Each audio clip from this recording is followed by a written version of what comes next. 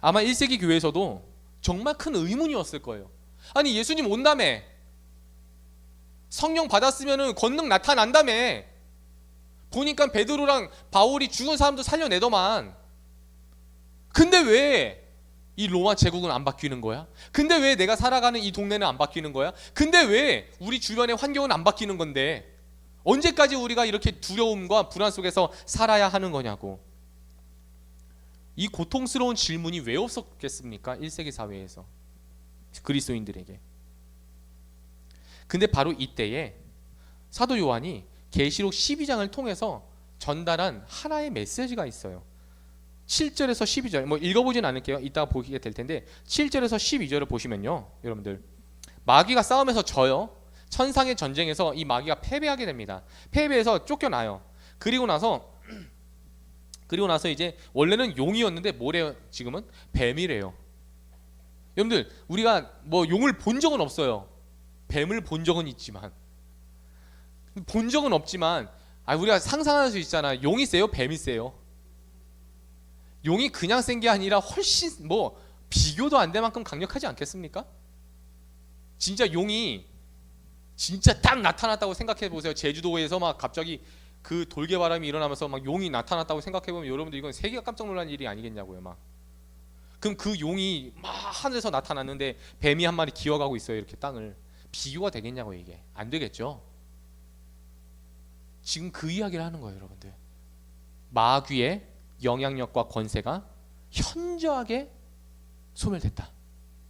물론 마귀가 완전히 심판받은 건 아니란 거예요. 그러니까 우리가 착각해서는 안 돼요. 예수님께서 십자가를 이루셨습니다. 성취하셨어요. 그렇다고 해서 마귀가 심판을 받았냐? 그건 아니라는 거예요, 여러분들.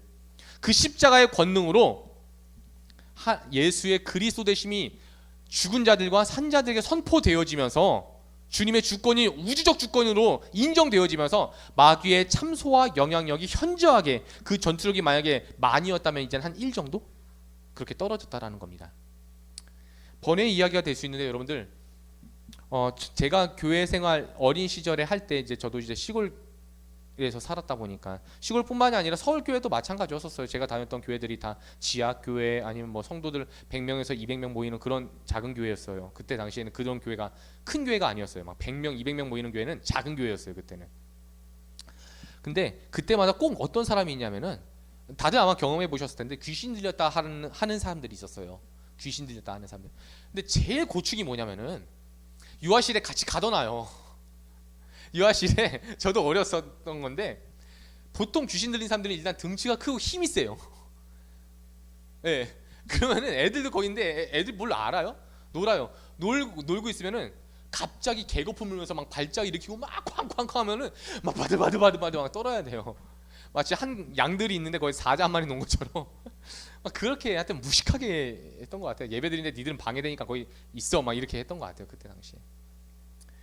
근데 그렇게 하면서 뭐 하면 이제 막 모여서 막 이게 보혈 찬양도 하고 막 마귀들과 싸울지라 막 이런 찬양하고 막 그냥 막 이게 뭐 안찰이라고 하죠. 그때는 막 두들겨 패는 거, 막 성령의 이름으로 두들겨 패고 막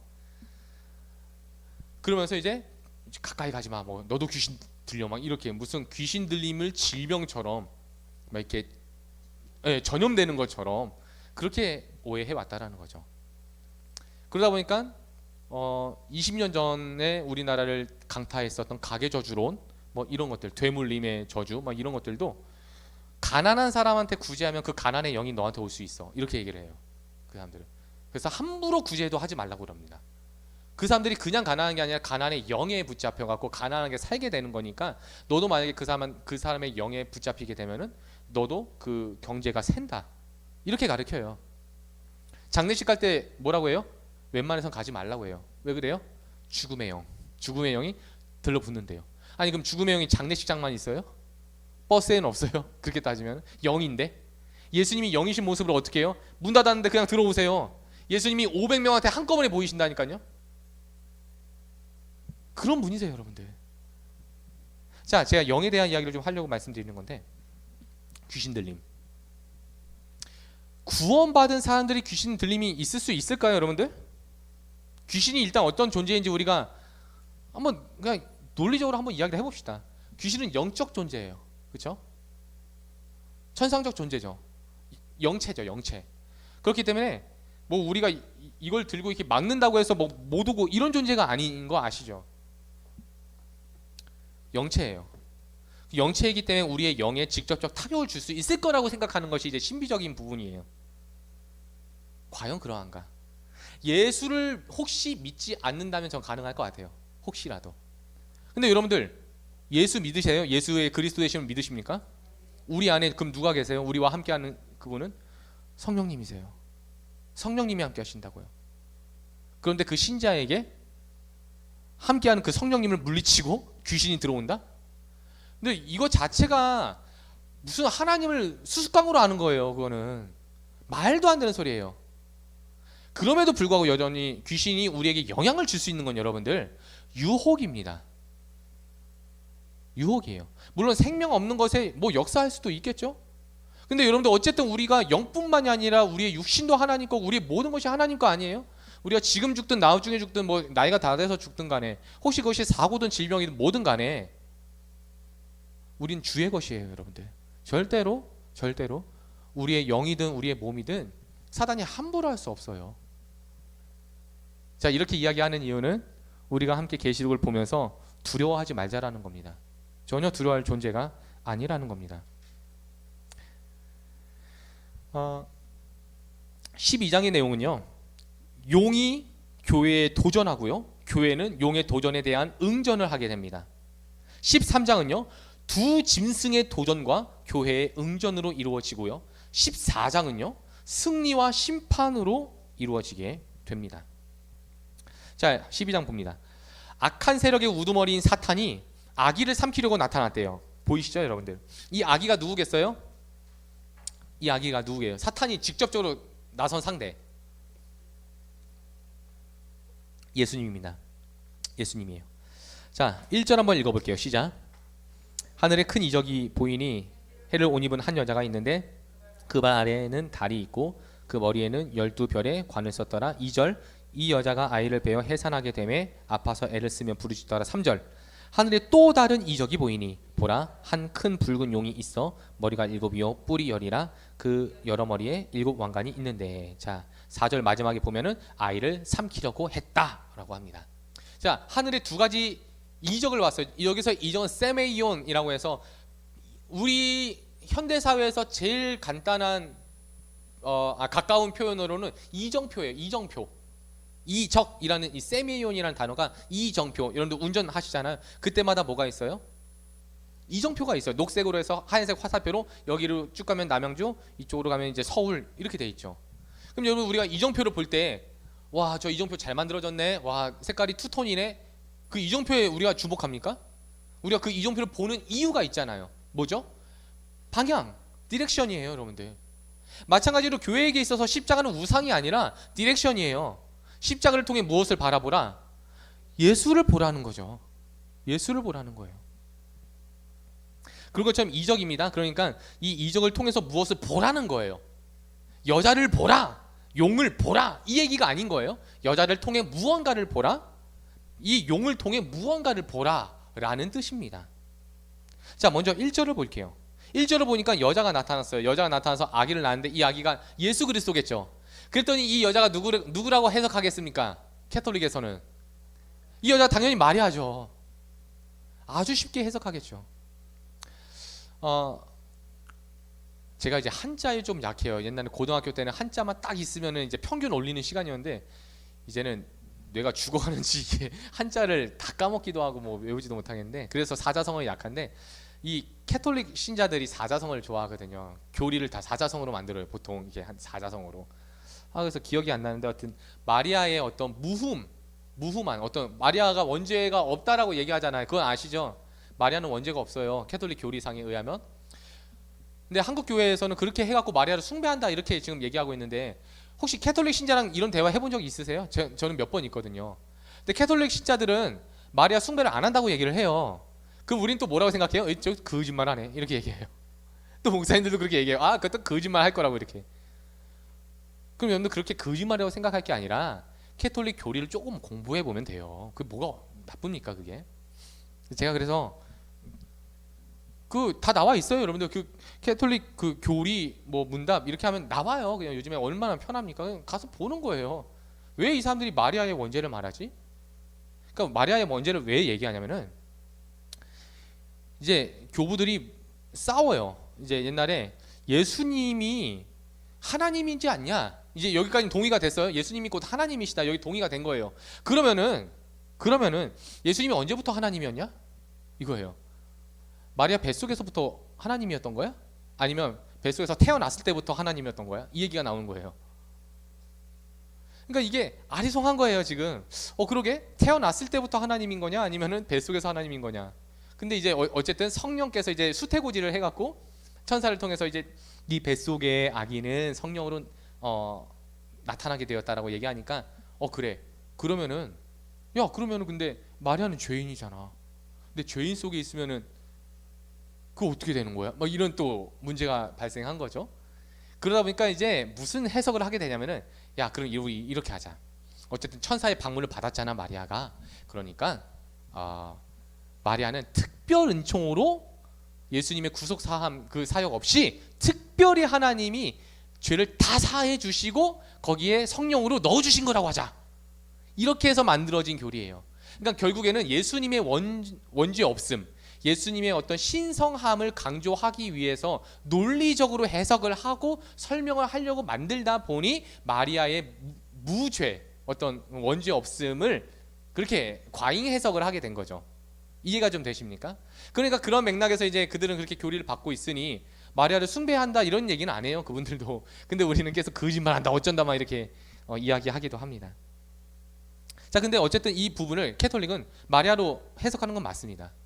그러니까 마리아가 좀 이제 너무 과잉 해석, 그러니까 그 후로 과잉 해석이 되기 시작했어요. 그 후로 뭐 마리아가 성모 승천설이라고 해갖고 죽긴 죽었어요. 죽긴 죽었는데 그 시신을 하나님이 수거하셨다 이렇게 뭐 원죄까지 없어진 판국에 그 정도는 해야 되지 않냐 이렇게. 그런데 여러분들 이 여자 예수님께서 신랑이면은 예수님의 신분 누구일까요, 여러분들? 예수님의 신분은 교회일 수밖에 없겠죠. 근데 이 교회가 교회가 신부라면서 교회가 예수님을 태어나게 해? 이건 말이 안 되잖아. 말이 안 되죠. 그래서 시대를 나눌 수밖에 없는 거예요. 구약 교회와 신약 교회로서. 구약 교회는 이제 곧 우리가 보게 되겠지만 광야라고 표현합니다.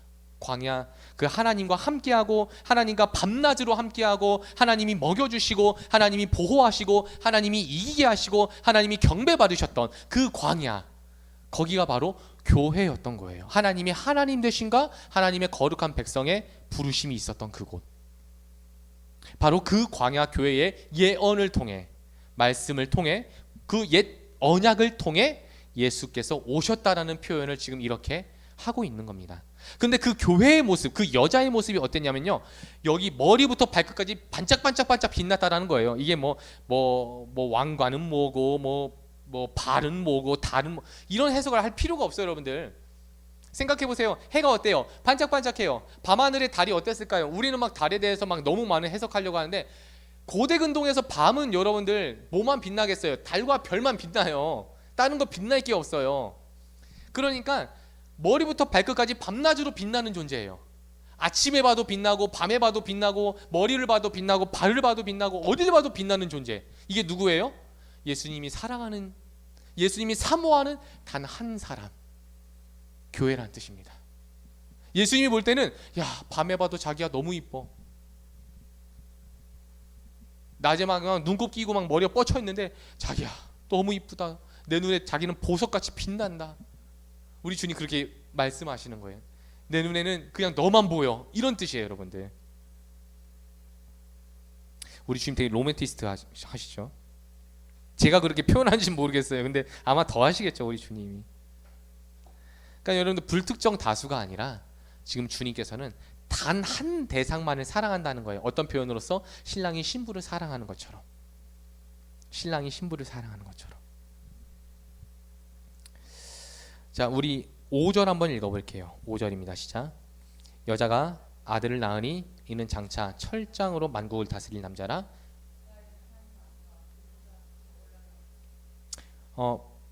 앞서 말씀드렸지만 역시 예수 그리스도이시고 이 배경 자체가 이제 구약과 신약 그 사이를 넘나들고 있습니다.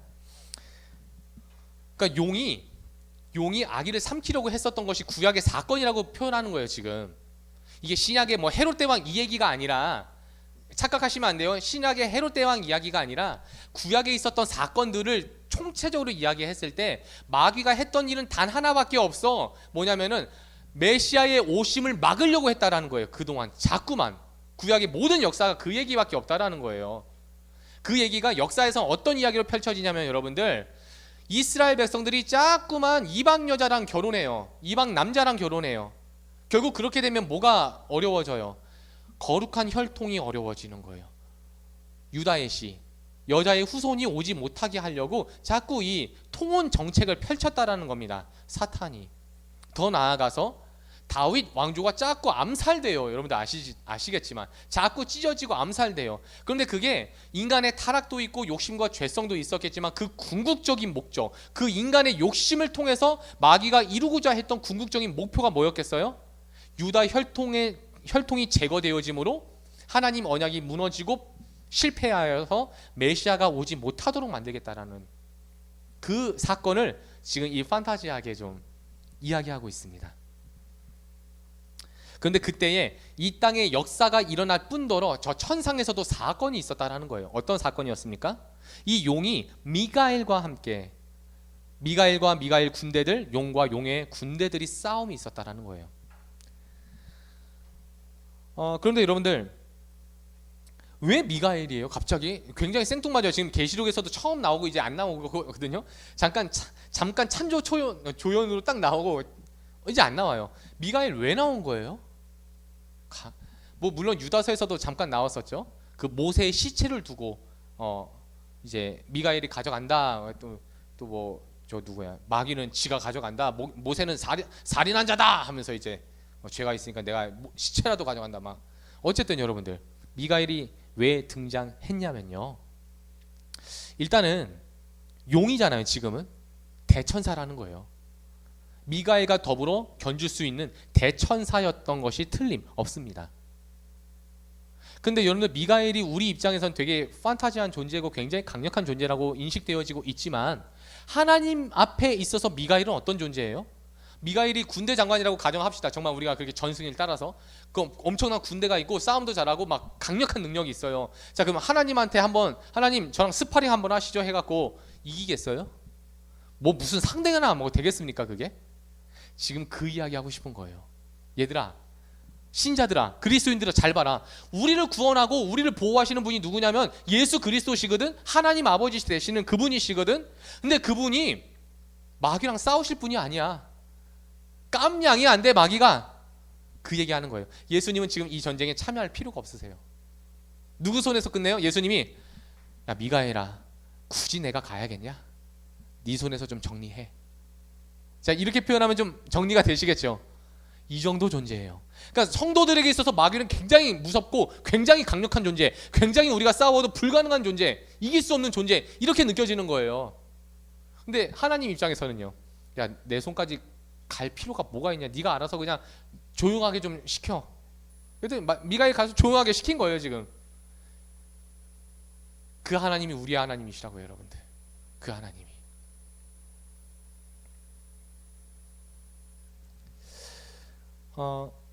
6절에서 14절 말씀을 계속해서 보게 되는데요. 이제 사탄의 이야기가 그렇게 좀 정리가 되고요. 이 여자가 광야로 가게 됩니다. 광야. 근데 광야가 어떤 곳이죠? 말씀드렸지만 이제 보호와 양육이 있는 곳입니다. 신명기 32장 10절에서 11절 말씀을 보게 되시면요, 하나님께서 독수리의 모습으로 구약 교회를 보호하셨다라고 말씀하세요. 독수리와 같은 모습으로. 굳이 독수리라고 표현하신 이유는 아마도 천상적 존재임을 뜻하면서 왕적 존재, 천상의 왕 되신 하나님께서 독수리의 모티브를 가지고 표현을 하시면서 보호하였다라고 말씀합니다. 그런데 같은 말씀이에요. 신명기 32장 16절에서 18절 말씀을 보게 되시면요, 그런데 너희는 우상 숭배로 범죄하게 될 거야를 말씀하시죠. 하나님은 광야에서 그들을 보호하셨어요. 근데 그들은 우상 숭배로 하나님 앞에 범죄합니다. 지금 여러분들 이 이야기가 신명기 32장 이 이야기가 요한계시록 12장에 인용이 된 거예요. 보세요 여러분들. 교회는 어떤 곳이어야 마땅합니까? 하나님께 보호받고 하나님께 양육받아야 하는 곳으로 마땅해요. 그래야 되는 곳이에요. 그게 마땅합니다. 그런데도 불구하고 공격받아야 안 받아요? 위험함이 있고 두려움이 있어요. 흔들림이 있다고요. 그 이유가 뭐냐면요, 우상 숭배 때문이라는 거예요. 우리는 뭐 마귀의 공격이에요, 마귀의 유혹이에요 이렇게 말하는데 사도 요한은 사실 우상 숭배 때문이라고 얘기해요. 1세기 교회가 지금 황제 숭배 앞에 그 갈림길에 놓여 있거든요. 황제를 숭배할 것이냐 아니면 어린 양을 숭배할 것이냐, 이것이 요한계시록에 대한 큰 이야기라고 말씀드렸습니다. 너희가 지금까지 갈등하는 이유가 뭐야? 두려워하는 이유가 뭐야? 두려워하고 갈등하고 흔들리는 그 목적이 뭔데? 그래서 그 뭔데? 솔직하게 말해봐. 사실은 저거 황제한테 신상에 절하지 않으면 저 다음에 비즈니스 못해요. 요번에 그 초청 받았는데 황제 숭배 하는데 거기 그 페스티벌에 참여하지 못하면 우리 요번에 아이들 다음 학년에 진학하지 못한대요.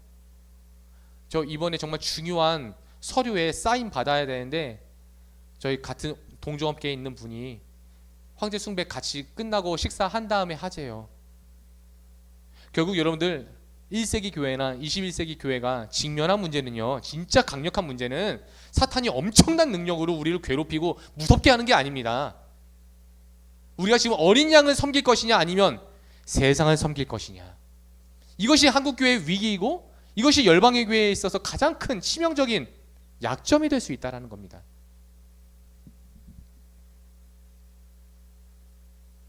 할 수 있는 이야기가 많은데 좀 정리를 할게요. 이제 시간 관계상.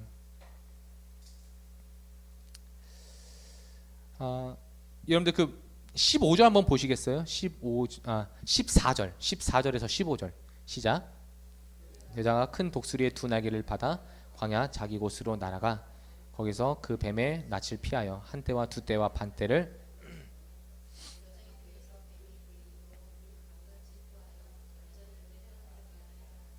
아멘. 자, 어떤 특정 기간 안에서 양육과 보호를 받고 있는데, 자, 우리가 뭐 제가 많이 스킵했어요 시간 때문에. 근데 이 여자에게 큰 두 날개가 생겼어요. 큰 두 날개가. 자, 독수리의 날개를 아까 제가 말씀드렸었죠 여러분들. 이 요한계시록 12장이 어떤 이야기를 근거로 땄다고요? 신명기 32장. 거기서 하나님이 당신을 뭐라고 비유하셨냐면 독수리로 비유하세요. 그래서 제가 누누이 말씀드린 것처럼 계시록은요, 구약을 알지 못하고 신약을 알지 못하면 안 됩니다. 구약과 신약을 관통해서 만든 책이 계시록이기 때문입니다. 굉장히 치밀해요. 그냥 환상 보고 썼다 이렇게 말도 안 되는 소리 하지 말라고 해요. 그 환상을 보고 분명 기록을 해놨겠죠. 근데 그걸 그냥 막 간증한답시고 한 게 아니라 구약과 신약에 능통했던 사도 요한께서 충분히 묵상하고 연구하고 그때그때 또 기도를 통해서 받은 감동을 따라서 또 어떤 메시지를 어떻게 전해야 될지를 수사학적으로 고민하면서 쓴 거라고요 여러분들. 굉장히 철미하게. 그래서 그 표현으로 독수리의 날개를 받았다고 해요. 아니요. 교회입니다. 교회. 이제는 신약교회가 될 수 있겠죠. 구약교회와 신약교회. 그래서 이 교회가 어떻게 해서 보호를 받게 되냐면요, 날개예요. 근데 그냥 날개가 아니죠. 왜 독수리 날개라고 표현했을까요 여러분들? 모르겠어요. 저는 이건 이제 여기선 내피셜입니다. 그냥 제 의견이에요. 그러니까 뱀의 천적이 누구예요? 독수리죠. 이걸 과연 고대 사회 사람들은 몰랐을까요? 알았겠죠. 독수리가 뱀 뜯어먹고 있는 모습을 보지 않았었을까요? 그 옛날 사회에서는. 뱀이 굉장히 무섭잖아요 여러분들. 뱀한테 물리면 죽을 수도 있잖아요. 인간들에게 있어서 뱀은 굉장히 무서운 존재입니다. 그런데 한낱 독수리 앞에서 뱀은 그냥 그 뭐죠? 왕꿈틀이에요. 젤리예요 젤리. 뜯어먹으면 되는 거예요. 교회가 세겠어요? 뱀이 세겠어요? 이 얘기를 하고 있는 거예요. 지금은 당장 교회가 어려움 처하는 것 같지만 얘들아, 그건 마귀 때문에 네가 어려움 받는 게 아니라 뭐 때문에? 너희 안에 있는 탐심 때문인 거야.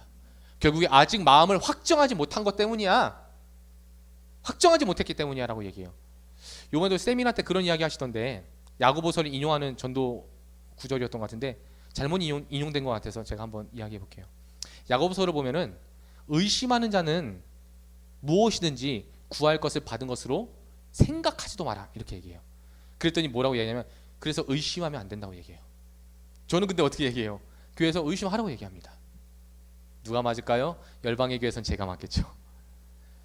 단어에 대한 연구가 전혀 없으셨던 것 같아요. 거기에서의 의심은 여러분들 우리가 생각하는 것처럼 저 진짜야 가짜야 이런 생각이 아니에요. 이런 신념이나 불신 이런 게 아니라 의심이란 그 단어가 갈라진 마음이란 뜻입니다. 나뉘어진 마음이라고 표현도 할 수 있겠죠. 뭐 때문에? 교회와 세상. 한쪽에서는 세상의 성공을 바라고 있어요. 근데 기도할 땐 뭐라고 얘기해요? 하나님이 내게 복만 주신다면, 나를 더 건강하게 하신다면, 내 형편이 조금 더 낫게 해주신다면 내가 하나님을 할게요. 자, 근데 그 이면에 뭐가 있다는 거예요?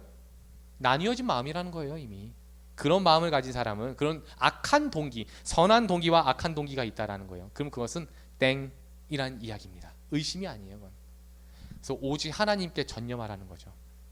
자, 다시 본론으로 넘어와서 여전히 우리도 하나님 앞에 양육과 보호를 받고 있습니다. 1세기 교회나 21세기 교회에 대해서 하나님이 말씀하시는 건 똑같은 것 같아요. 어떤 이야기냐면요, 담대하라, 내가 세상을 이기었노라, 이 이야기예요. 그 이야기만 보여주시잖아요. 내가 뱀 이겼어. 근데 내가 이긴 것도 아니야. 누가 이겼대요? 그냥 내 쫄다고 하나 있는데 미가일이라고 있는데 걔가 이겼어. 누가 이겼어요? 주님이 이기신 거예요. 그리고 이번에도 그 날개 달린 여자 교회잖아요, 여러분들. 하나님의 권능을 받은 그 교회 누가 이겼어요? 교회가 이겼어요. 그리고 나서 마지막 이야기가 거기 예고편으로 남아있죠. 그래서 용이 분노해갖고 이 땅에 내려와서 누구와 딱 지금 대치 상태로 여자의 남은 후손들 누구겠어요? 우리예요. 그럼 누가 이기겠어요, 여러분들? 1차전 주님 이기셨어요. 2차전도 주님 이기셨어요. 마지막 3차전 우리를 통해서 싸우실 텐데 누가 이길까요? 예수님이 이기십니다. 그 이야기 하는 거예요. 그 이야기. 단지 우리는 뭐만 해라? 우상 숭배 거기에서 벗어나라예요. 마음을 온전히 주님께로 주목하라. 너는 하늘 백성이냐 이 땅의 백성이냐, 너는 황제를 세상을 섬길 것이냐 어린 양 대신 예수를 예배할 것이냐.